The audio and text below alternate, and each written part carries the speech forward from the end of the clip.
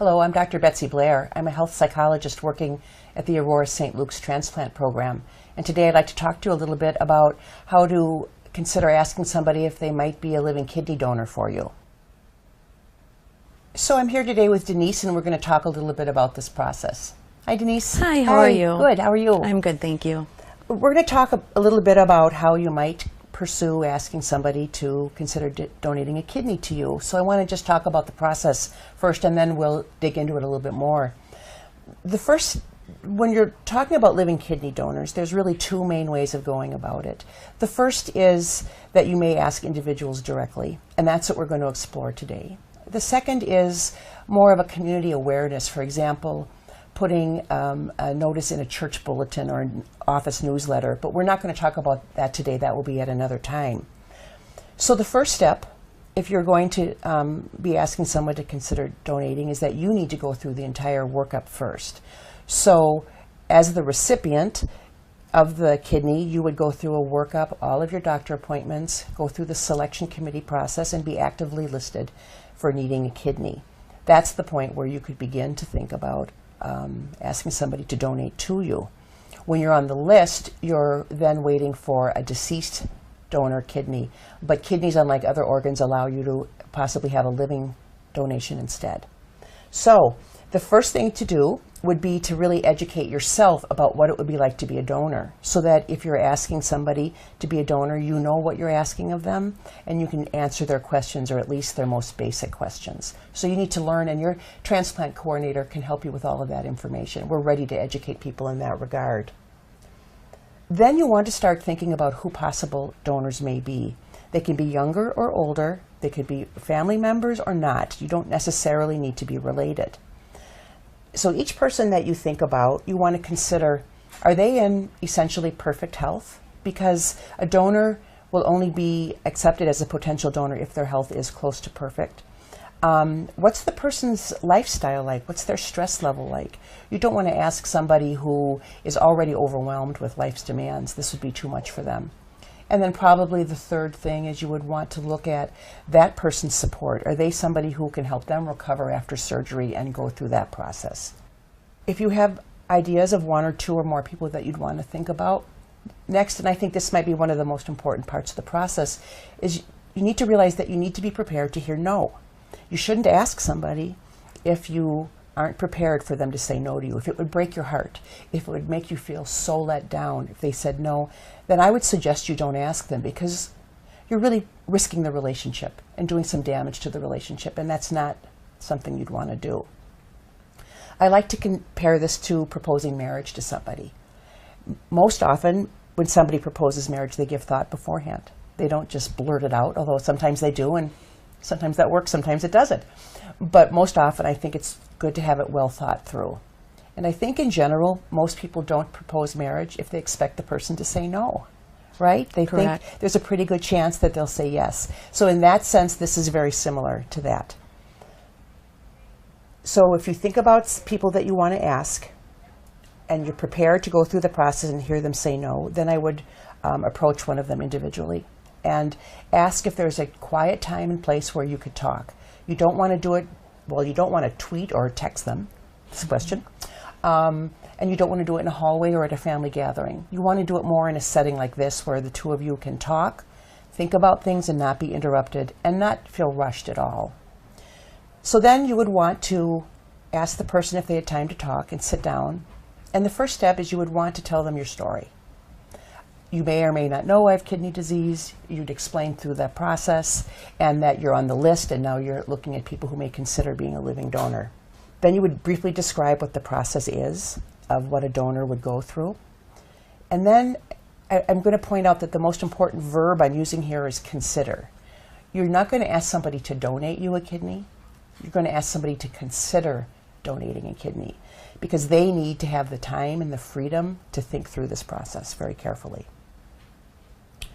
You want to remind them that there are many steps and many obstacles through this, so that if somebody were to say yes at this point in time, that doesn't mean that they're going to go through the process, because they need to go through a complex medical workup and a psychosocial workup at the same time.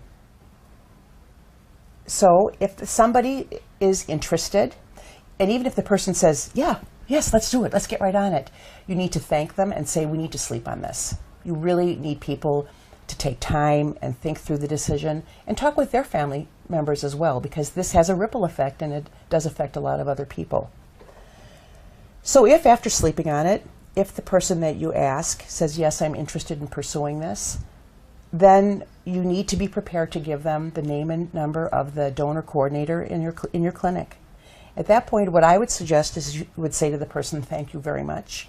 Here's who you call. At this point, I'm not going to call you. I'm going to wait for you to call me. So you move at your own pace and let me know if I can help, and we'll just move forward from there. Okay? If the person says no, and then you would probably be surprised because you wouldn't have asked them if you expected them to say no. You need to be prepared to be very courteous and say thank you very much. Thanks for thinking about this, and I appreciate that you gave me some thought. And then leave it at that. Okay? Mm-hmm. Any questions right now? How does the whole process begin? Okay. If somebody were to say yes, you would give them the contact number for the donor coordinator in your clinic, who is not your coordinator. Okay, you have a coordinator in the program as a recipient, but we have a separate person. We keep these two sides separate. You would contact her. She would set up an appointment for you to come in and meet with her and the nephrologist, the kidney doctor, to first talk about it. But the very first step when you contact the coordinator is that you would have blood drawn, and we would do this very basic matching to see if your blood type is compatible to the recipient's. So if it's no, then that's not going to work. And if it's yes, then that's just the beginning of a very long process. Okay. Okay? Okay. Denise, would you mind role-playing this with me? Could I practice Absolutely. asking you to be a donor? Absolutely. All right. Denise, I've asked you if you could come and sit with me for a minute because I wanted to tell you about my situation that I'm in. You may or may not know that I have had kidney disease for quite a few years. And over the past year, it got worse. And I have had to go through a whole medical workup to be listed to get a new kidney because my kidneys aren't working any longer. So I'm on the list and I'm waiting for a kidney from a deceased donor. But I also have the opportunity to ask people who might be willing to be a living donor. With kidneys, you can do that. You can't really do that with other organs. So in real life, I would give you my long story. Now I'm going to just pretend that we've gone through that and get to the point of me saying I'm on the list and I'm wondering if you might consider talking with me about being a living donor. I would consider. What would you like to know, or how could I explain this to you the best way? How does the process begin?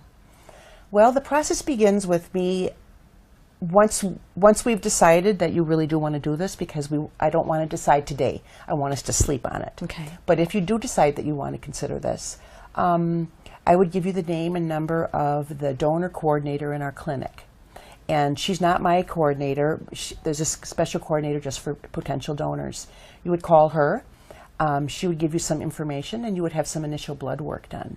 The blood work will let us know either you could donate or it's the wrong match and you couldn't donate.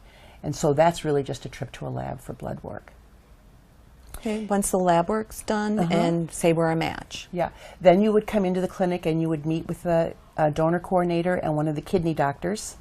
They would do the first examination, a general examination and history with you. And then from there, they'd make plans of all the other medical parts of this. Everything that happens to you is completely private to you. I won't know any of that's going on.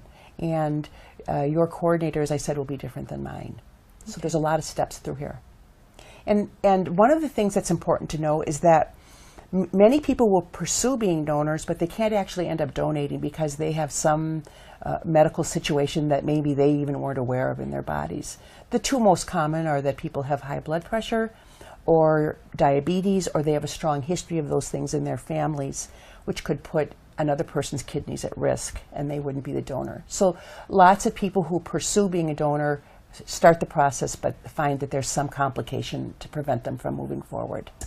Let's have you sleep on it tonight. Okay. Talk with your friends and family, anybody else you want to talk to, and let me know if you want to move forward with this. Okay? And if you don't, that's okay too. Okay. I appreciate you giving it some thought. Okay. Thanks a lot. Thank you. Mm-hmm.